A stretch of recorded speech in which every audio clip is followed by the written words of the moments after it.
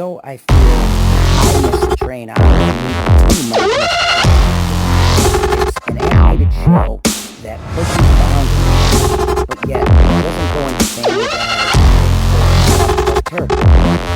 It actually tells you to in the vein of very underlining, and it is a compelling as heck show. What is this show that I'm talking about? What is this gem that Disney has been hiding from us? The first season of Gravity Falls. I was told by a lot of people to review this, and I hadn't gotten around to it. So finally, I was with the unicorn, and she says, "Have you ever seen Gravity Falls?" And I said, "No, but a lot of my viewers have told me to go check this show out." So I sat back and I watched the first episode, and I laughed, but it wasn't really grabbing me. But about 2 or 3 episodes in, I was invested. And this is an intriguing show. So let me start off by telling you how this breaks down. I'm going to do my overview, I'm going to do my pros, my cons, and then I'm going to go into the detailed review.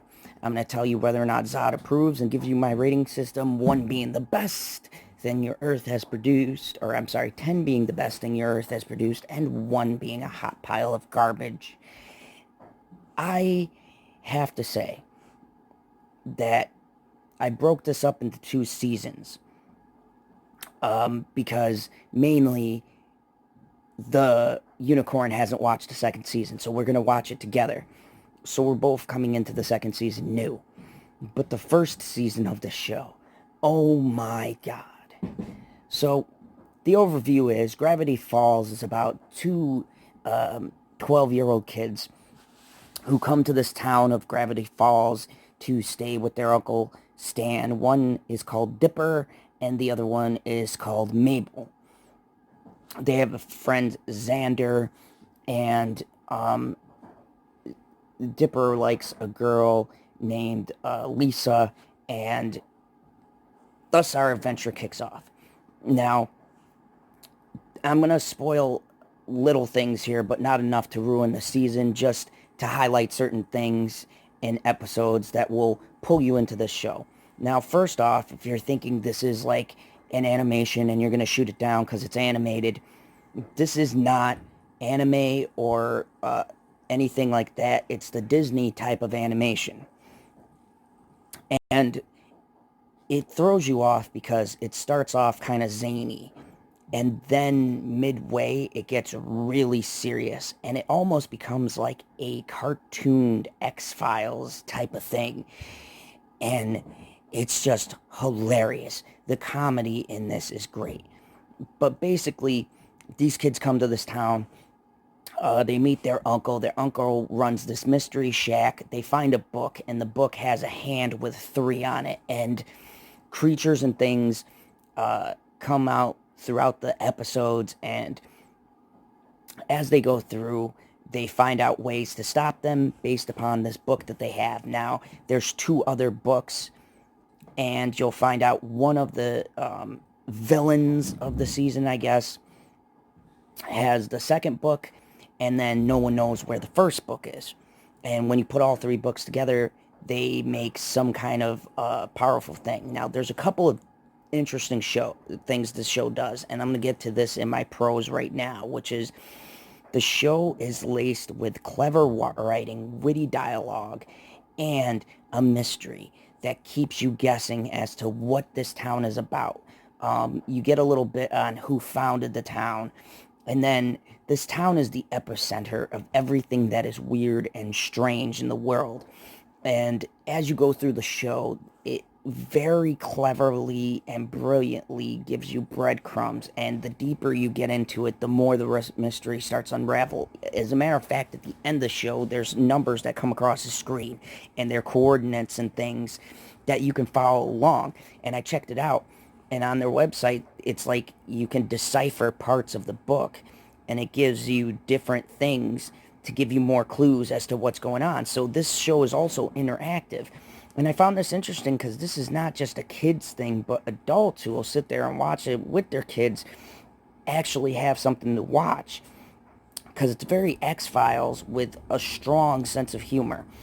And it's got great touching moments and good commentary. Like there's a couple of things about like the normal believing in yourself and things like that, but the way they lace it with the jokes, and some jokes are funny. There's an episode where they're chasing after the sea monster for fame, and then uh, the uncle is like feeling alone, and he's kind of like an abrasive, rude guy. And I've been told by Unicorn that this character reminds her of me.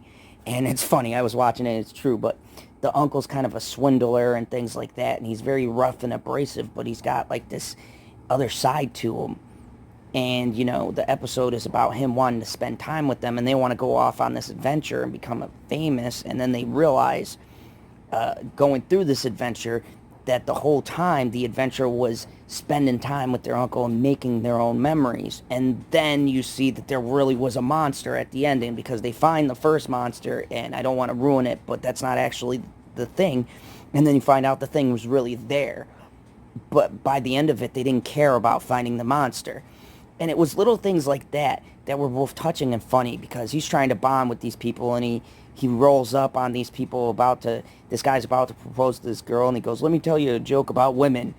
And he's like, they're less dependable than my real, because my first wife left me. I mean, and kids wouldn't get that joke, but it was hilarious.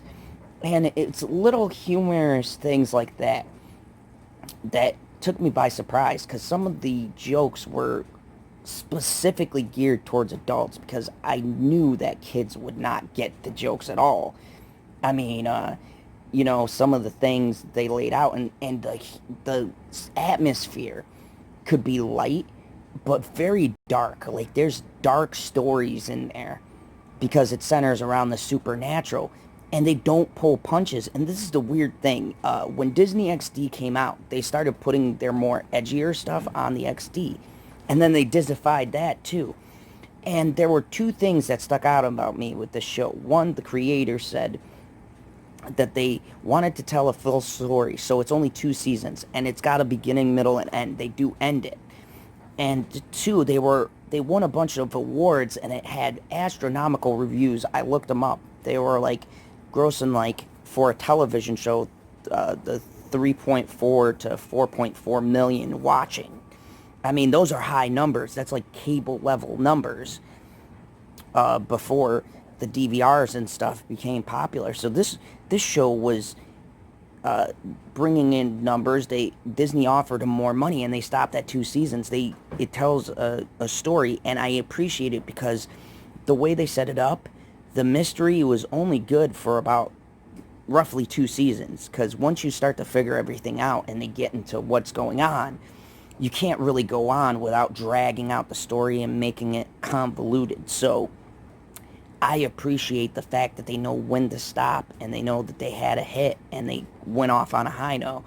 I looked at the ratings, and it's A minus, A minus, A minus all the way across the board. So, I mean, adults are rating in on this show as well. My cons are that you have to get past the first 2 episodes in order for it to really start grabbing you. The humor is there in the first 2 or 3, but it's really weird and quirky humor. But once you get into the mystery and what is going on in the town, what the books have to do with the town, the secret that the grandfather is hiding, I mean, these little things that they drop, if you pay close enough attention and they start piecing it together, and when you get to the end of the season, it drops you on the worst cliffhanger. Like, I'm so glad both seasons are out, because I'd be mad.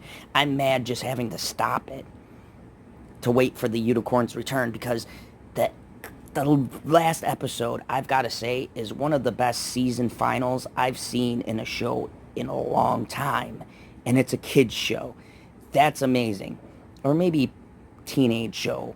I mean, this is in the vein of Adventure Time and these shows that are designed for kids, but not really. I mean, and it's not stupid over-the-top humor like SpongeBob. It's, like, mature. It's, like, basically an X-Files for kids. And I just loved it.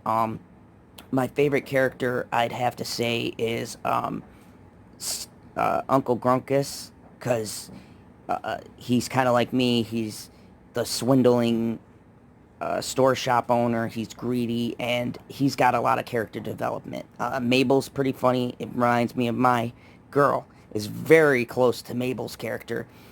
Dipper is good. Xander is good. Everyone in the cast adds something, and everyone gets a story for you to see their personality, and then they play them all together, and it's really great how they characterize everything and how they throw plot twists and things like that.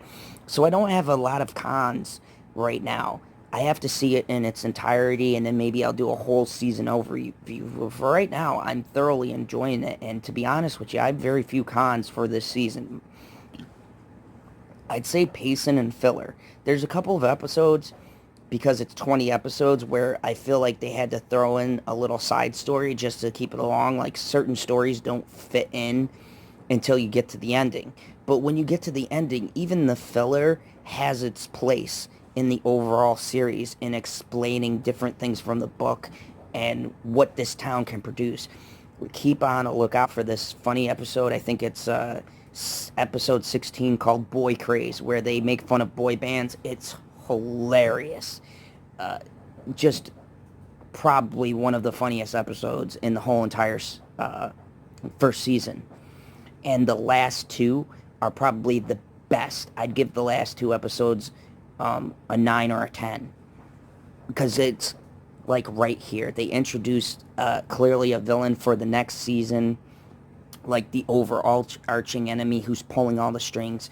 And the great part is they introduce him in the second to the last episode, and you know he's still there, but then it hangs out for the main villain of the story.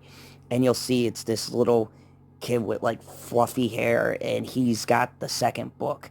And it's it's interesting because they drop him even in filler stories. They drop him in to mess with one of them, and then he just is out. So you're you're always knowing your main or your main antagonist is there, but he doesn't necessarily have to be the focus of the episode. Just great acting across the board. So what do I think of season one? Zod approves. If you have time, they're only literally 20-minute episodes. You can burn through 5 episodes in one sitting. Give yourself a break. Go 5 more.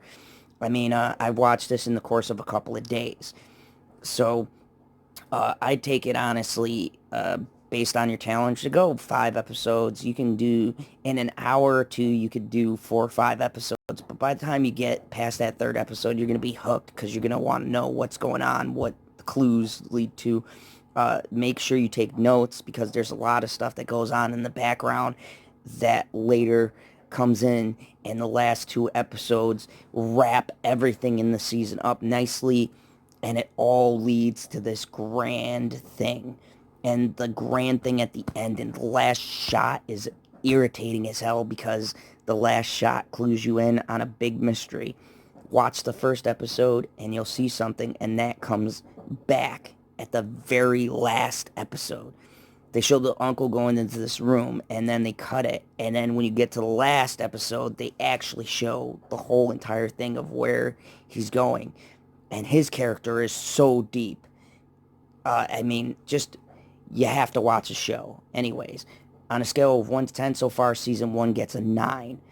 I don't want to give it a 10 because I haven't watched both, and maybe the overall will get a 10, but this is definitely a solid 9. The writing is amazing.